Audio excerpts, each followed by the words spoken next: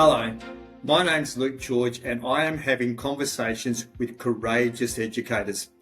Today's guest has so much to offer.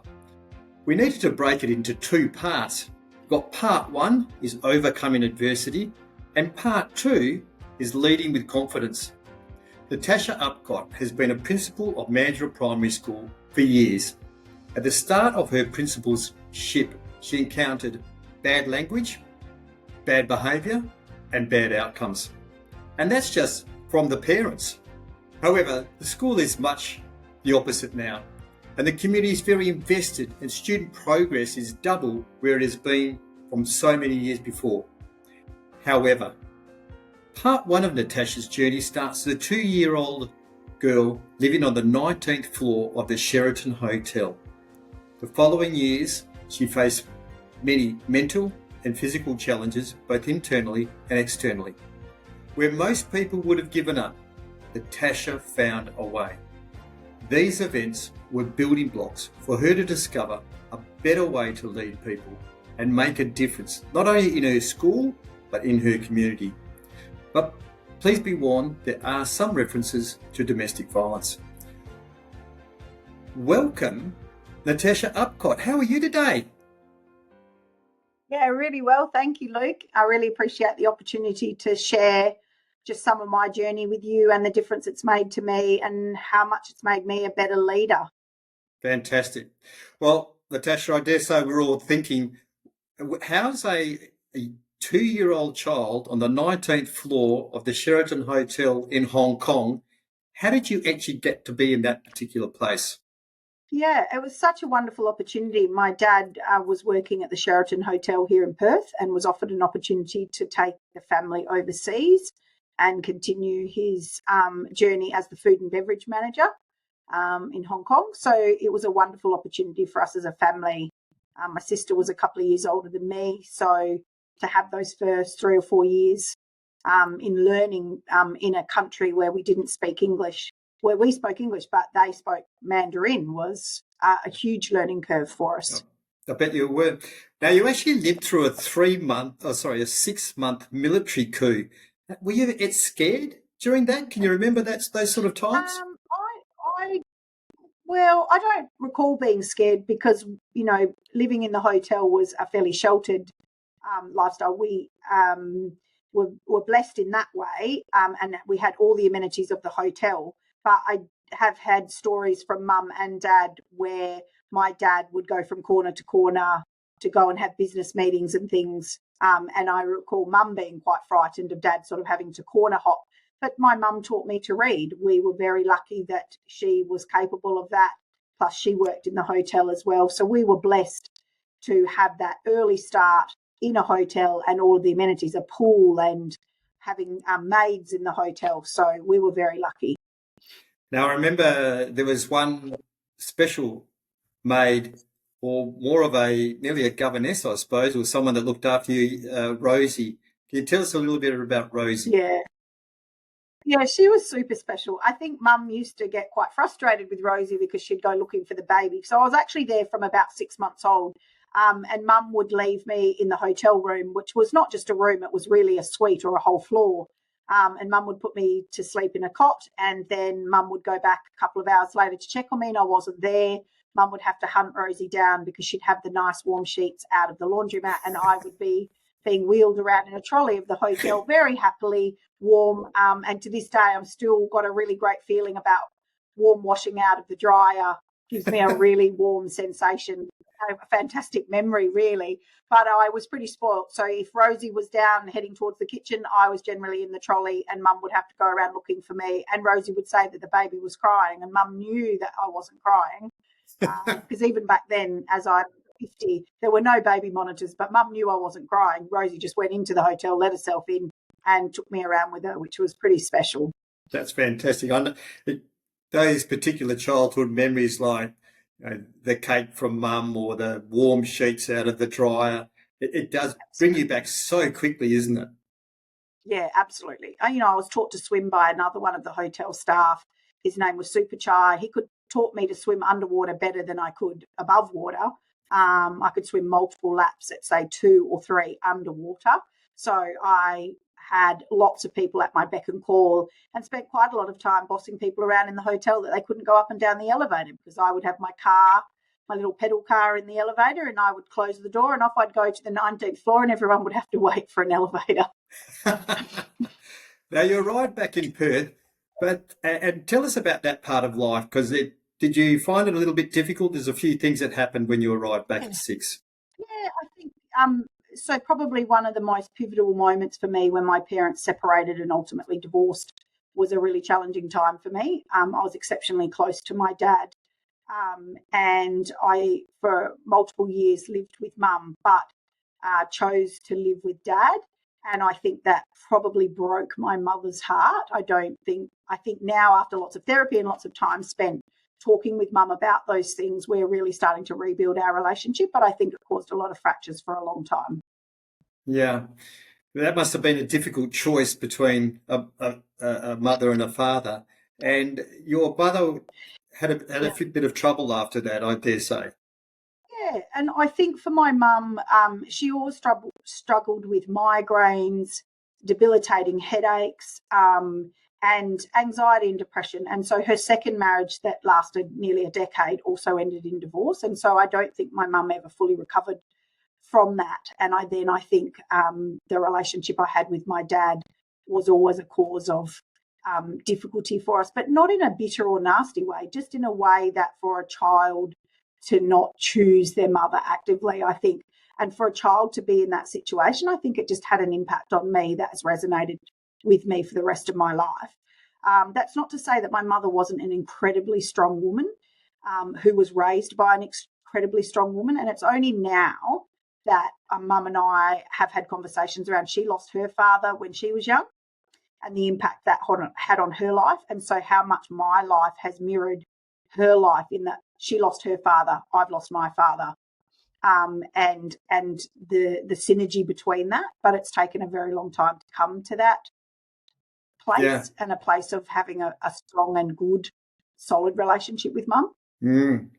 Probably the loss of my dad, and that's a whole nother conversation, but the loss of my dad has probably allowed that relationship to flourish once again. Yeah. Now, and through all of this, at 17 years old, you find yourself out there on the remote border of Western Australia on the Nullarbor Plain. Yes. What brought you to that place, and why did you go? Yeah, look, I think it was the concept now of like a gap year. I don't think it really existed back then, but I really liked the idea of going and working on a remote cattle station as a governess with School of the Air. It was always something I was interested in. It's not something I've ever done, been a School of the Air teacher or principal, but it really resonated with me. And there were 3 small boys, Kinclaven Station, out past Rawlinna. Seymour Downs was where the homestead was. And there were 3 small boys, and teaching them through School of the Air was just probably one of the most incredible experiences of my life. And being at 17 and having to learn to cook all kinds of beef that I'd never seen before, you don't get in the shop. So we had a gas fridge, we had a generator that would turn off. You'd have to turn it off in the shed at night and then run from the shed to end up back in the house, and the lights would fade. So at some point you'd be in the complete dark. And if you've ever been in the Nullarbor where there's horizon to horizon, it is pitch black. You cannot see your hand in front of your face. So you're running across the flat to get to the house. I think the experiences of learning to cook and also ending up with 2 jobs in that situation was just amazing. Cooking and being a governess for 12 months set me up to study externally as a teacher, and then requested to increase my load so I could catch up and do my full degree in the 3 years. Wow!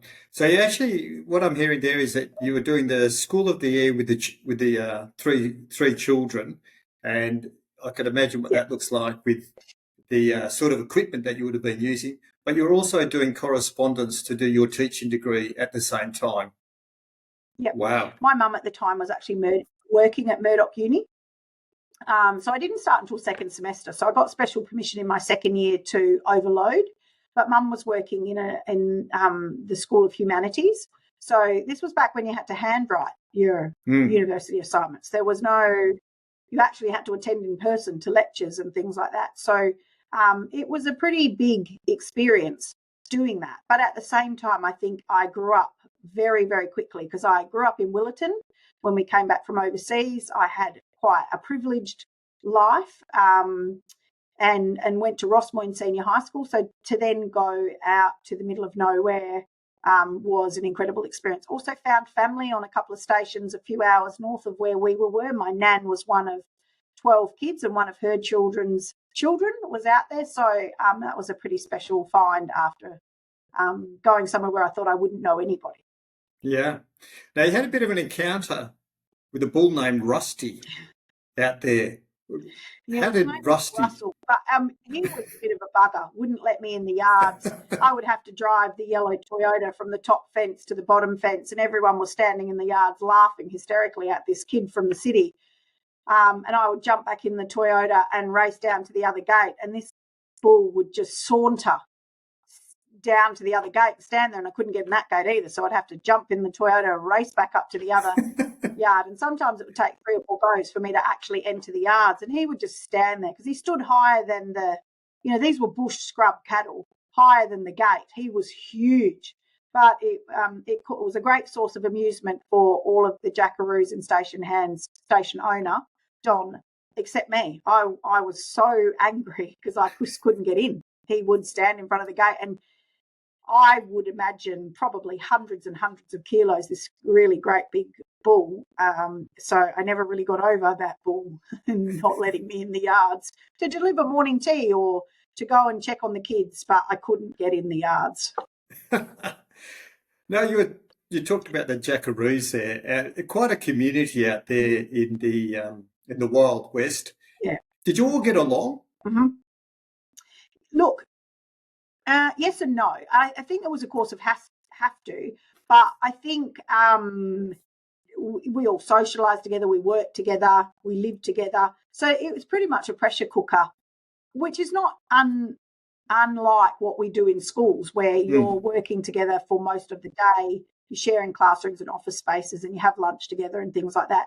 So definitely still use that experience around having great people skills and being able to talk down a situation, or, for instance, I had no idea how to cook, so had to use the CWA cookbook and go on the 2-way and ask, how do you make self-raising flour when you only have the world's giantest tin of plain flour? And I mean a drum of flour. So I think just asking for help and making connections with people in the community. There was also a period of time where the station owner's mother went away and they needed someone to be postmistress in Rawlinna, and I got to stamp people's bank books, and I got to give them money, and I got to open the mail because the mail used to come. So I was the postmistress for a fortnight, which was an amazing experience, learning how to do everyone's banking back in a passbook with a stamp. And so I feel like I had such a wonderful time. It seems like just that little start in your working life, or paid working life, that you seem quite adaptable, i.e. could you help out to be you started off with the governess, then you were the cook, and then you were the postmaster. You seem to be adaptable. Is this something that you feel, in reflection, you've learned, or do you think it was actually innate in you? Yeah. Well, I think it was probably innate in me, and it was probably one of my greatest strengths, but it was probably also one of my biggest downfalls. Being amenable, putting other people first, being a jack of all trades, doing lots of different things. And I think over time, that whilst it was it's a really positive trait, it could also be, after lots of years of searching around why some of the things that went on in my life, could have been my downfall around keeping the peace, engaging with people that perhaps maybe I would now think probably a bit too toxic and not do those things for. So I think lots of learning has come out of lots of those experiences. Was I aware of that at the time? Most likely not. I think it comes with turning 50. I think it comes with having lots of reflection around my leadership journey and my life journey, particularly the journey over the last 5 years, which we'll talk about. But I think, yes, I think it's had great impact and has resonated with me. Yeah, I mean, For sure. we're going to dig a little bit deeper on that side, because I think, like any strength, there's always a shadow side, and it's not until we actually investigate a little bit further of what those shadow sides are. But we'll get to that. You certainly will. So you came back to Perth. You did your degree, and then Yes. you got it. Where was your first posting then? Once you got your first. My first posting was Medina, where I did my ATP. So my final prac was at Medina, and by that stage I was living with Mum in Kwinana. Yeah. And I did my final teaching practicum in Medina, and then so I remember getting, back then they ranked you out of 25 and gave you a grade. Okay. And I went into central office because I was going to go to the country, and sat in an office with, whiteboards on the walls with all of these remote places I'd never heard of. I think you got 5 points for your prac, 5 points you did an interview with the department. And you got a score out of 5 for your uni. I can't remember what the other two were, but you got a score out of 25, and I think I only got 20. So I think I got 20 out of 25, which is that's 80%. not bad. And yeah, well, it wasn't bad, but I remember the person, maybe a staffing consultant, saying to me, see all those names up there on the wall, which place would you like to go to? And I said, which one's the biggest? And they said, Halls Creek. So I went to Halls Creek. And did 3 years in Halls Creek. So technically that was kind of like my first post. That's it. Natasha, it's amazing that you said Halls Creek, because I started in Halls Creek, and yet I think... Really? Yeah, we've had about 3 or 4 people, Louise O'Donovan, David Wanstall, something about Halls Creek, where all the great educators come from. There must be something in the water. I don't know what it is, but it's like the 6 degrees of separation of Halls Creek or Mandurah, because so many people that I worked with in Halls Creek have ended up in Mandurah. Yeah. One of the secondary deputies, his wife ended up being my first registrar, and it was his first deputy's job in Halls Creek. So it was just, my first principal's job in 2005. She was my first registrar. So yeah, 6 degrees of separation. Teaching really is a small world. It is a small world, and definitely lots of stories about that. And Halls Creek. And how did you feel about your stay in Halls Creek for 3 years? Well, look, I loved my time in Halls Creek. It was an amazing group of people to work with, and I think a lot of those people are now leaders. So I think the benefit of that is we came up together as graduates first and second year, and are now leaders and have such shared, treasured memories of that time, both good and bad. And as you alluded to in the beginning of the interview, I am a survivor of domestic and family violence twice. So once at 17 or 18, and then again coming towards the end of my journey at Halls Creek. So that has had such impact on me. And I think in terms of being insular and protecting myself after lots of years of journey, that became a really important thing for me, because I think I was a people pleaser and I kept everyone else happy. After that, and completing my degree and it happening twice, you're doing a lot of reflection around not letting people get close to me. Yeah. Not seeing the real me, protecting that person and that child. Yeah. Now, I'm just interested in that little part, if it's all right that we delve a little bit in that space of that domestic violence. How did is it once again the courage and the strength that you have innate for you to be able to move out of those situations? Yeah, I think great support within my school network, and then great family support. And I think the reality of understanding that was not okay, violence towards women, and not being a cycle. So it happening on one occasion and me knowing innately that's not okay and not safe, and not being afraid to start again, not being afraid to start at ground zero. And I think that's what helped me. And I knew the second time I knew I had my degree behind me, and I was very much supported by the principal in Halls Creek at the time, who met me in central office, got me another job. So I was able to start again fairly smoothly without a lot of difficulty. And I think that helped me move forward in a lot of ways, but I think it also covered over a lot of issues. Yeah. Now, at the age of 46, after a fair few years in education, you're a principal. Yes. You've now got yourself a lovely school at Mandurah, and this is where you hit rock bottom again. Can you recall that time and that place when this happened, and what was rock bottom for you? Well, I can recall the exact moment, and I was in a professional development session that WAPA had arranged with Dr. Adam Fraser, and had read his book, The Third Space, and it really resonated with me. And he used an analogy around the elephant in the room, and I immediately could not stop crying. And he said he wanted to catch up with me after the session, and he kind of pointed to something I'd drawn in my notebook where I had repeatedly underlined something.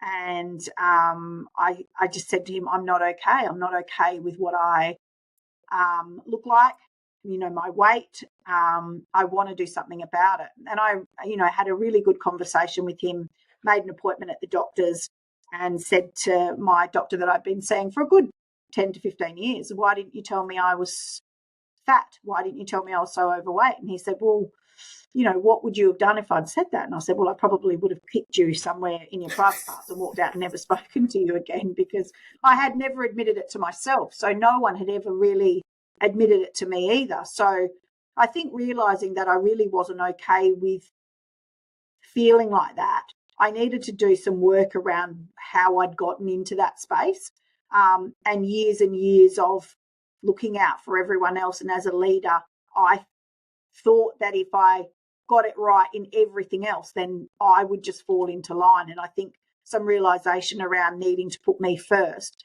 And lots of people have used that analogy. If you put yourself first, then, you give a good example. But I just never truly believed it until now.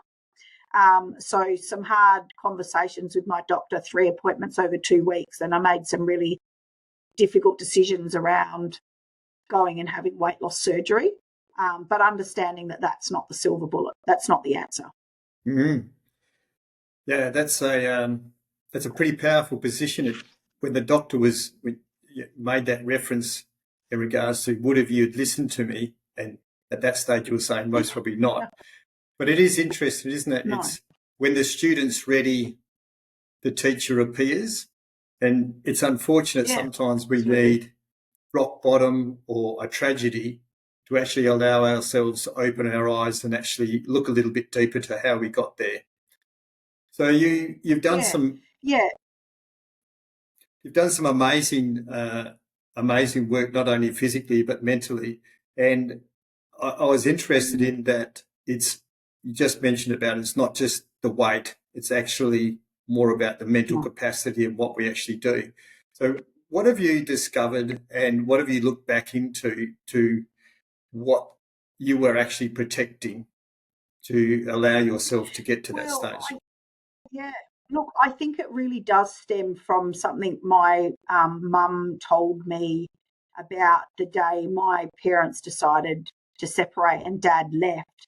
Obviously, he had tried to come to the school to either talk to me or potentially get me to go with him, and Mum not allowing that, and then me coming home from school at some point and Dad being at the end of the driveway in the car, and him leaving and me standing there being left. I think that abandonment stuff was really big for me. So I think I've really come around to understanding that I thought anyone that came across my path needed to be in my life for a lifetime. Mm. So if it was less than a lifetime, then you were letting me down and you weren't loyal. And there was a lot of anxiety and issue around understanding that it can be a reason, a season, or a lifetime. Not everything needed to be a lifetime. So that has certainly helped me understand that people will come and go from your life, or people will come and go from your school, and there'll be a lesson in there for you or for the school or for the kids. And And sometimes operationally it just doesn't work for you or for that person. So you need to have a mutual conversation around what is going to work. And I think I was worried about what people would think if I had a difficult or tough conversation with someone. But, 5 years post-surgery, more than 70 kilos, I'm very confident in myself and I don't shy away from difficult conversations now. That's not to say that they aren't still difficult and I don't necessarily enjoy sitting with the uncomfortable or the discomfort, but being better at sitting with it and saying to someone, this really isn't working for you. I can see that it isn't working for me or the school.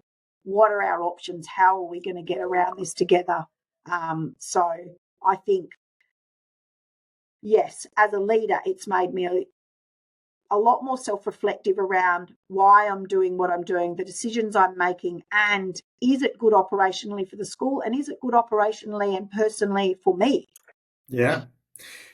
So let's move on to that space now of, because in some of our conversations we've had, you've actually said how you feel you're a better leader, and you just alluded to, for instance, just having difficult conversations, courageous conversations. So there was, rather than in the past, there was most probably a short-term win by avoiding and then putting up with a long-term loss. But now you've swapped that around and you just said, well, there'll be a short-term loss, but it's going to be a long-term win in the case of the school, the student, or the person that's actually you need to have that conversation with. So what you seem to have now also spread yourselves out into the community. You're in a lot of different places and certainly helping a lot of people.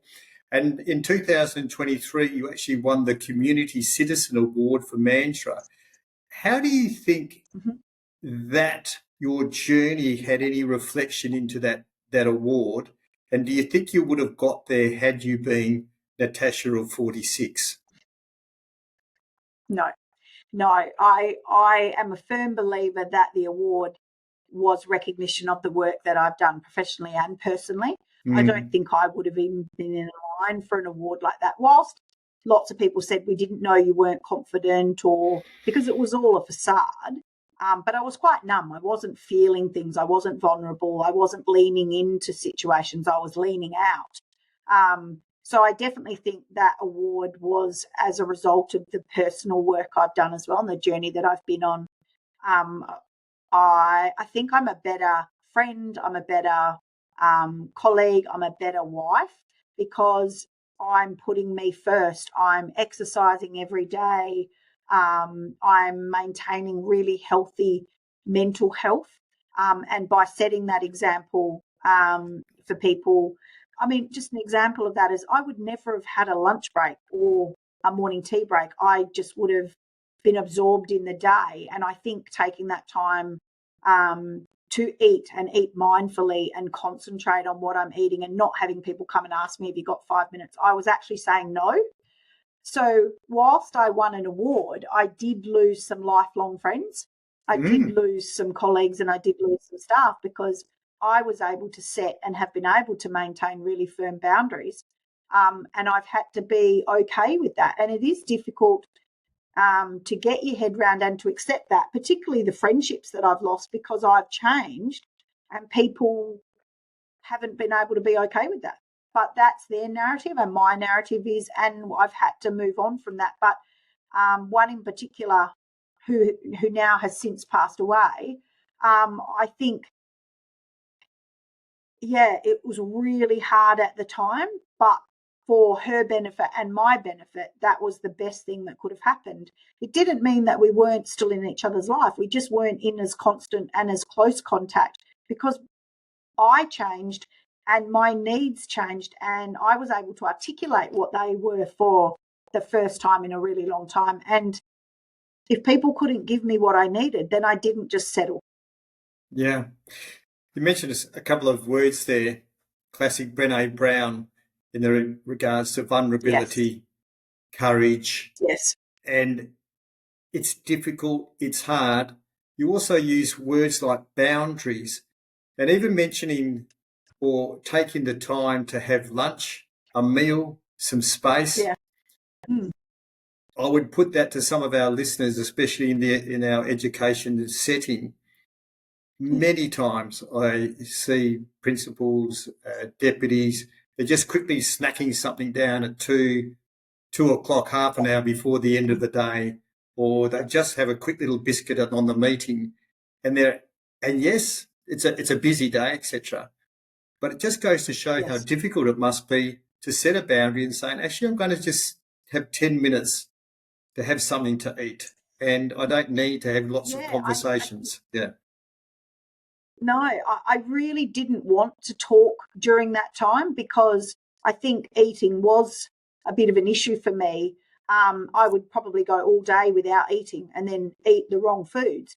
But I also wanted a mind break as well. I didn't want to be thinking about what had happened before and still being upset about that, or thinking about what might come next or the next 3 things I needed to deal with. I just wanted to be present.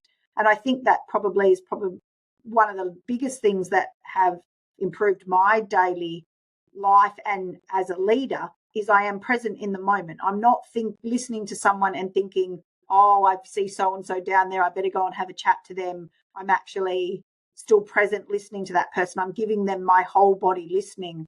And I write notes if I need to so that I can go back to it. But I'm actually listening to what the person is saying. If I'm eating, I'm quite happy to have a chat to you, but I don't want to be asked a question or something that I have to think about because that's my time. And that was hard for people to get at first because they would come and sit down and say, because I didn't eat in my office, I would go down to the staff room and sit, and people would say, but is it okay if I just ask you? And I'd say no. And so they'd still ask their question and I'd say, I'm sorry, I'm eating. So it was very hard for me to stick with that to start with. And now it's become part of a routine. I did have to make myself a checklist. It's funny enough, I'm quite strict with what I eat during the day around a bit of intermittent fasting and protein balls and a protein water, protein yogurt. And I would make myself a checklist. Have you had that morning cup of tea? Have you had your protein water, your protein balls? Until now, 5 years post-surgery and post-wellbeing, I'm living in that space without having to do the checklist, but I can see it in my mind's eye. Oh, you haven't had that yogurt today. You better have it. You're feeling a bit exhausted, or, you need to eat.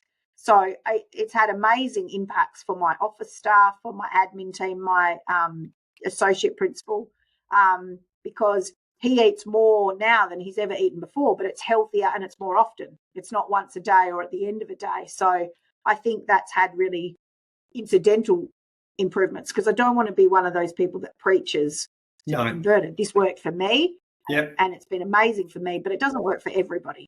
Yeah. A lot of those, that being present, being intentional, it's a lot of Dr. Adam Fraser there from the book, The Third Space. Yeah, absolutely. And it all connects really of what is our intention? How do we want to front up? How do we want to show up? And that takes a lot of courage. But what I was also thinking about there, Natasha, is that other people at first would be a bit taken back with, no, I don't want to answer that question, or actually I'm eating. But after a while, we get to learn about people's attitudes and nuances, and then that becomes the new norm. So I suppose the difficult part must be moving from the old norm to the new norm and allowing people to accept the new norm. And some of your friends thought the new norm, the new Natasha, is not the sort of person, but that's all right. That's all right, because you move to the next place. Yeah. And being okay with that must be the challenge. Yeah. On different days, I can still shed a tear over some things that have changed for me in my life, and whether it's a friendship or staff that no longer work with me. But I think the real difference and the credit to it is those people are still really important to me. I just don't see them all the time, but if they reach out and need me to be a referee, I still have really fond memories of those times, and I'm really proud of them, and I want to, encourage them and wish them well. And then if they become a leader as well, then I feel like I may have played a small part in that. So whereas before I probably would have been quite bitter, it would have ended difficultly, and it wouldn't have been pleasant for me. Nobody else probably would have known that, but it would have been a challenge. So I think it's a real mindset shift around how I'm feeling and how I can bring this to the challenges that I face as a leader, whether it's dealing with students that are dropped off late and are really not wanting to go to class, or a parent that's upset because something's happened in their life or they need support with, or that their child's unhappy at school or being bullied. It just depends on any given moment of any given day. I feel there's a calmness about me now that I never had 5 years ago. I've always fronted as quite stressed, internally quite worried. And now I know that there hasn't been anything to this date that I haven't been able to manage or find a way or seek support from a colleague, ask for help. And now I'm thriving with it, which in a way I did participate in the Thrive project with Dr. Steve Keeley, and that was also part of the transformation, and having that coaching over the last 2 years has really helped me develop that positive mindset around how I'm going to live each day. Yeah. And it's not only just Natasha Upcott. Mandurah Primary School's also benefited with a lot of help from everybody that's been around there, every teacher, every EA, everybody on the front desk, admin, have really put a lot of work and actually transformed the results and the well-being of the students at Mandurah Primary School. You also I know, have done a fair bit of work with the parents and trying to help them parent better and give them some strategies to be able to help their children. So you've really opened the scope of what's possible. Is it because, and from your opinion, the leaders need to be in that space where they can understand themselves and have a very clear vision, which then allows everybody to get on board with that vision and then have that confidence to continue to pretty well drive that vision, moral purpose, and stick with it? Mm-hmm.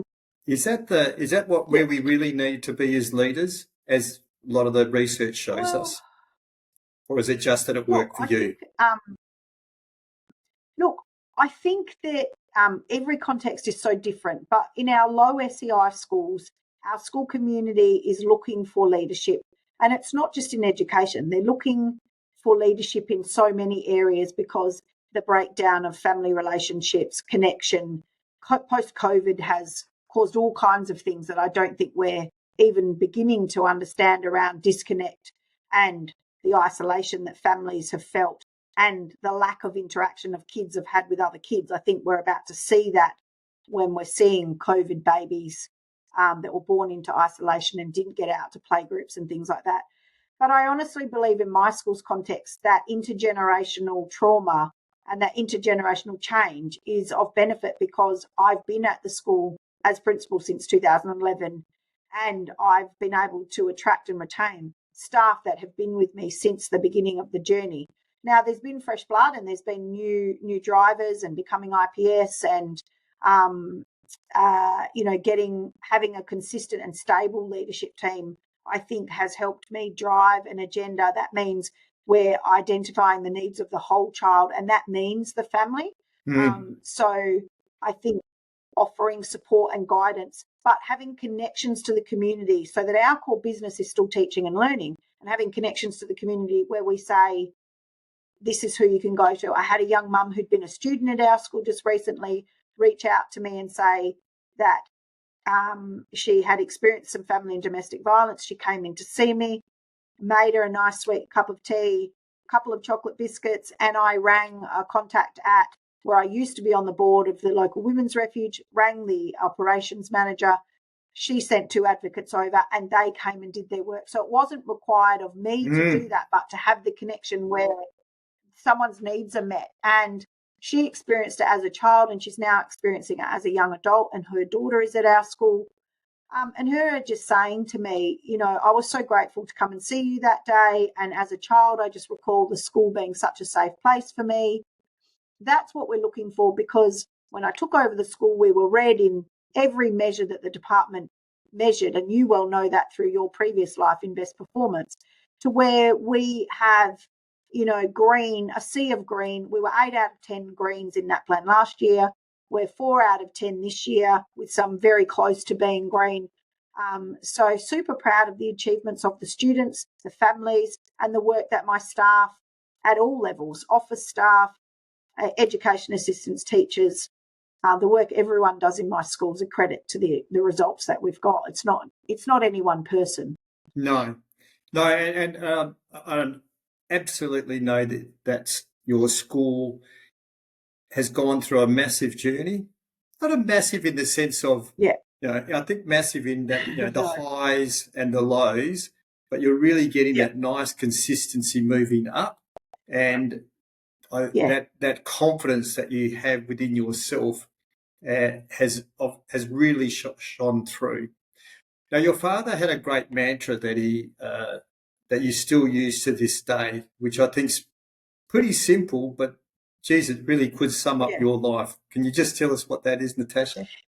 Yeah, I just remember him saying to me things like, "You've got this kid," and him being that voice of calm, that voice of, he was located where he worked. Him and my stepmother owned the Tenpin Bowling Centre here in Mandurah, and I used to go there after school and sit and have a Coke with him and just a bit of a chat. And he would say to me, "If you want it bad enough, you can get it. You've just got to find a way to make it work. So if you don't get it the first time, then doesn't mean that you've lost the opportunity." So I just remember him saying to it, if you really want it, you can make it work. You can. You just need to go back to the drawing board and have another think about it. And I just used to love going and chatting to him about my day. So I think he was such a powerful influence in my life, a really steadying, calming, kind, generous. I don't think I ever heard a nasty word come out of his mouth. He was always the person saying, "Well, come on, hang on a minute. How about think about it from their perspective? Go away and think about that. Is that the best way? Do you really want to arc up or rile up that situation? Hang on, slow down." So I feel that he's sitting on my shoulder saying those things to me now, where I think for a long time I couldn't hear them anymore. But he's the voice of reason for me around just give it another go. What have you got to lose? Yeah, a bit like Marcus Aurelius. The obstacle's the way. Just go back, find out how do you move forward. That's right. Yeah. Natasha, you've done you've had such an amazing life, all the way from the Sheraton Hotel, now down leading a beautiful school, being Mandurah Primary School. You've got doing all sorts of things for the community, and I'm just so looking forward to seeing what sort of steps you're going to take next. And I really thank you very much for giving us some really honest insights, but also showing where we can go from adversity and actually use that for more confident leadership. So I appreciate your time, and thank you for coming along to the podcast. Thanks so much for the invitation, Luke. And I really appreciate that. It's not until now that I've had the opportunity to reflect on some of these things that I've understood the enormity of the journey. And there's still lots to go. However, I think I feel in a really settled space, and there's no better feeling than that. Understanding that I know my job, I know my school, I know my context, and what it affords me in my community roles is super special, and I'm really grateful to get to do what I do every single day. Thank you very much. See you later, Natasha. Thank you.